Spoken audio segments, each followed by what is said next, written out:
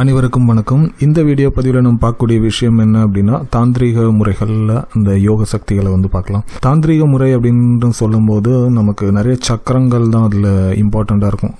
அந்த சக்கரங்கள்லாம் எதுக்கு அப்படின்னா, குண்டலினி சக்தியை எழுப்புறதுக்கான வேற ஒரு மாதிரியான ஒரு மெத்தட் தான் அந்த தாந்திரிக முறை அப்படின்றது. இதில் நிறைய மந்திரங்கள் வரும், எந்திரங்கள், மந்திரங்கள் எல்லாமே இதில் இருக்கும். ஒட்டுமொத்த பிரபஞ்சத்தினுடைய அந்த வடிவத்தை அந்த எந்திரங்களில் கொண்டு வர முயற்சிகள் பண்ணுவாங்க. அது மந்திரங்கள் மூலமாக ஆக்டிவேட் பண்ணி அந்த தீன் மூலமா நிறைய விஷயங்கள் அடையிறதுக்கான முயற்சிகள் இந்த தாந்திரிக முறைகள்ல பண்ணுவாங்க. இப்போ எல்லாருக்கும் தெரிஞ்ச ஒரு எந்திரம் அப்படின்னு பாத்தீங்கன்னா ஸ்ரீ சக்கரம் அப்படின்னு சொல்லி பார்த்திருப்போம். இதனுடைய வடிவத்தை பத்தி போகர் ஒரு பாடல்ல சொல்லியிருக்காரு.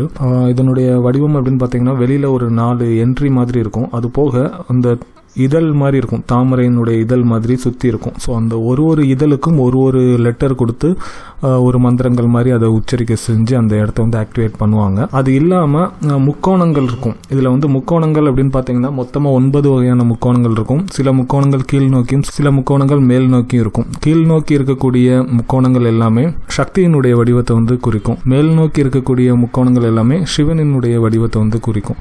கீழ் நோக்கி இருக்கக்கூடிய முக்கோணங்கள் இதில் பார்த்தீங்கன்னா 5 இருக்கும். மேல் நோக்கி இருக்கிறது 4 இருக்கும். 2 முக்கோணங்களும் கீழ் நோக்கி ஒரு முக்கோணம், மேல் நோக்கி ஒரு முக்கோணம், அந்த மாதிரி இணைஞ்சிருக்க மாதிரியான அமைப்பு அப்படின்றது சிவ சக்தியினுடைய அமைப்பை குறிக்கும். இதுல மொத்தமா அந்த முக்கோணத்தினுடைய வடிவங்கள்னு பாத்தீங்கன்னா 44 இருக்கும்னு நினைக்கிறேன். ஸோ அந்த சென்டர்ல இந்த எந்திரத்துக்கான அந்த பீஜ மந்திரம் சொல்லி என்னோட மிண்டாஸ் பாய் சேனல்ல ஒரு வீடியோ போட்டிருப்பேன். ஸோ அந்த மாதிரி ஒரு பீஜ மந்திரம் இருக்கும். இந்த ஒரு இதழ்லையும் ஒரு முக்கோணத்திலையும் ஒரு குறிப்பிட்ட மந்திரங்கள் உச்சரிக்கிறது மூலமா இந்த தாந்திரிக யோக முறைகளில் பிராக்டிஸ் பண்ணுவாங்க. நன்றி.